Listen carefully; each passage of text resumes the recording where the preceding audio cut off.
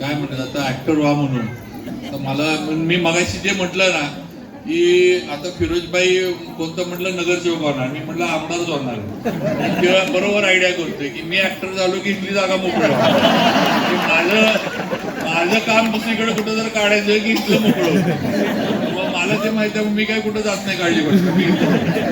आणि त्याने जे सांगितलं ते बरोबर आहे प्रसाद. जो म्हटला की माझं लक्ष सगळ्यांवर असतं, लक्ष सगळ्यांवर असतं म्हणून मी 5व्यांदा आमदार सगळ्यांवर लक्ष ठेवतो मी नीट. कोणाचं काय चाललंय आता माझं गोट्यावर लक्ष आहे.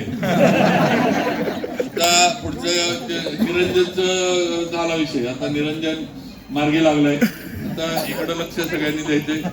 काही आमचे प्रसाद तुम्ही पण सगळे ते आमचा थंडा कार्यकर्ता आहे आणि त्याचं लग्न लावायचं. तुमच्या पण कोण चला बंगल्यावर माझ्या नाही तिथं चाललंय, तिथं माझ्या बंगल्यावर नाही. आणि ते जे फिरोजबाई म्हटला 50 कोटी मी नाही दिले, तर तिथं सगळ्यांना वाटतं बाबांनी 50 कोटी दिले.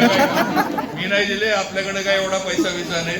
पण आज तुमच्या आशीर्वादानं जबाबदारी मिळाली. आज 5व्यांदा आमदार झालो. आज मंत्री म्हणून काम करण्याची जबाबदारी मिळाली. मगाशी सुनील मोरे पाटील सांगत होती की ते पोलीस वगैरे असं तसं असतं, पण शेवटी मला एक माहित आहे की या गोष्टी आज आहेत उद्या नाही. आज मंत्रीपद आज आहे उद्या नाही ही वस्तुस्थिती आहे. त्यामुळे डोक्यात या गोष्टी जाऊन द्यायच्या नाहीत हे माझं अगदी स्पष्ट मत आहे. आणि पोलिसांचं प्रोटेक्शन कुणाला लागतं, जे काही चुकीचं करत असतात त्यांना. आपण कुठं चुकीचं काही केलेलं नाही, कुणाचं काय काढून घेतलेलं नाही, कुणाचं काय लाटलेलं नाही, किंवा कुठं काय आपण चोऱ्या माऱ्या किंवा काय असं काही केलेलं नाही. ते आपल्याला प्रोटेक्शन पाहिजे. तरी त्यांनी आधी प्रशासनानं 2 गाड्या दिल्या होत्या, मी दोन्ही पाठवून दिल्या. मग मला कलेक्टर साहेब आपल्या आधीचे त्यांचा फोन आला की म्हणले आमदार साहेब एक गाडी तरी राहू दे मागं, ते आम्हाला प्रॉब्लेम होतो, तुम्ही आता फिरणार लोक येणार. मग म्हटलं साहेब ठीक आहे, म्हटलं ती गाडी घेतो. ती गाडी म्हटलं मागं ठेवायची, म्हटलं पुढे नाही गेली पाहिजे. ती पुढे गेली की त्यांचा जो सायरन सुरू झाला की गावात सगळे मला शिवाय देणार की कालपर्यंत बाबा असे एकटे फिरायचे, आता भोंगा वाजवत.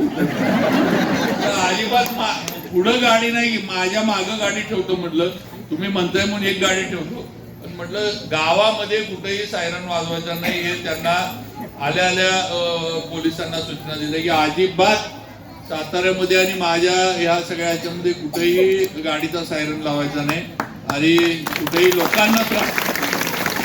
आता मला माहित आहे ना, आता आपण सिग्नलला कुठेही उभा असलो ट्रॅफिक मध्ये, तो भोंगा मागं वाजत आलाय की आपल्याला वैताग येतो. आपल्याला ज्यावेळेला एवढं कळतं की आपल्याला वैताग येतो, दुसऱ्यांना कसं वाटत असतं ह्याचा विचार आपण केला पाहिजे की आपल्यावरनं दुसऱ्याचं पण आपण हे केलं पाहिजे. शेजारी असणाऱ्या माणसाला कसं वाटत असेल. फक्त मी आमदाराचा मंत्री झालो म्हणजे मी काही करू शकतो असं नाही. त्यामुळे नक्कीच ते जेवढं मला माझ्या लोकांमध्ये आता हे सगळं सुनील पाटलांनी सांगितलं ते ठीक आहे, मंत्री झाले लातूरचं आता पालकमंत्री केलं वगैरे, पण शेवटी लक्षात ठेवा मी सातारकरच आहे, मी कुठं जाणार नाही. आणि आता हे कामं बघायला फिरायला लागेल मान्य आहे, किंवा थोडं एखाद दिवस आठवड्यातलं इकडे येणं आता कमी होणार झालेलंच आहे. शेवटी जबाबदारी आहे, राज्याची जबाबदारी आहे. पण राज्याची जबाबदारी जरी असली तरी आधी कर्तव्य जे आहे ते सातारकरांसाठी आहे, जावळीकरांसाठी.